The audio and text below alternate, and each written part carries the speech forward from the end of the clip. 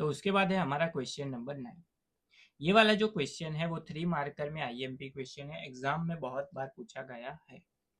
If the sum of first 7 terms of an AP is 49 and that of 17 terms is 289, then find the sum of n terms। अभी यहाँ पे इस वाले question में first 7 terms का सम हमको दिया हुआ है 49 एंड उसी एपी का 17 टर्म का जो सम है वो क्या है 289। इसको यूज करके हमको फाइंड आउट करना है कि n टर्म्स अगर हम ले तो उसका सम क्या होगा। तो यहाँ पे एस एन की फॉर्मूला अप्लाई होगी। S N that is equal to N by two bracket 2a plus n minus 1 into d. अभी सबसे पहले तो जो डिटेल गिवन है उसको लिख के सिंप्लीफाई करते हैं। तो यहाँ पे इस वाले क्वेश्चन में हमको 7 टर्म्स का सम गिवन है 49, यानी कि S7 की वैल्यू गिवन है 49। तो S7 that is equal to, इस वाले इक्वेशन में अगर हम n की जगह पे 7 पुट करें सो 7/2 bracket 2a plus n minus 1, सो 7 माइनस 1 क्या होगा 6 इंटू डी। यहाँ पे S7 उसकी जगह पे क्या पुट कर सकते हैं 49। 2 इस साइड डिवीजन में सामने जाएगा तो मल्टीप्लाई में, सो मल्टीप्लाई बाय 2। 7 इस साइड मल्टीपल में था सामने जाएगा तो डिवीजन में, that is equal to 2a plus 6d। 7 into 7 क्या होगा 49, 7 टू ज़ा वो हो जाएगा 14, that is equal to 2a plus 6d। ये मिला हमको फर्स्ट हमारा इक्वेशन। अभी यहाँ पे इसको हम आगे कुछ सिंप्लीफाई नहीं कर सकते, तो अब हम क्या करेंगे, दूसरा जो इक्वेशन है हमारे पास उसको सिंप्लीफाई करते हैं। दूसरे इक्वेशन के लिए हमारे पास 17 टर्म का जो सम है वो क्या गिवन है 289। सो इस वाले इक्वेशन में अगर हम n की जगह पे 17 पुट करें so S17 that is equal to 17/2 bracket 2a plus n minus 1, so 17 minus 1 वो होगा 16 इंटू डी। S17 उसकी जगह पे क्या लिख सकते हैं 289। 2 इस साइड डिवीजन सामने जाएगा तो मल्टीपल, डिवाइडेड बाय 17 मल्टीपल में था सामने डिवीजन में, that is equal to 2a plus 16d। यहाँ पे 17 का स्क्वायर क्या होता है 289, सो 17 से कैंसिल आउट होगा।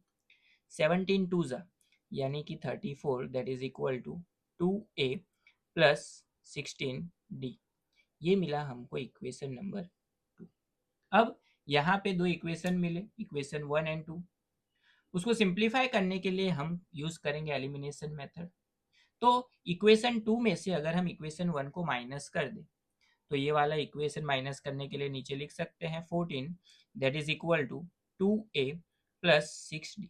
हमको पता है कि अगर हमको 2 में से 1 को क्या करना है माइनस करना है, तो यहाँ पे सेकेंड वाला जो इक्वेशन है उसकी वैल्यू क्या हो जाएगी, चेंज हो जाएगी, sign minus minus and minus. अब देखिए प्लस 2a माइनस 2a क्या हो जाएगा 0। 34 में से 14 चला जाएगा तो क्या बचेगा, तो बचेगा 20, दैट इज इक्वल टू 16 में से 6 चला जाएगा तो क्या बचेगा 10d।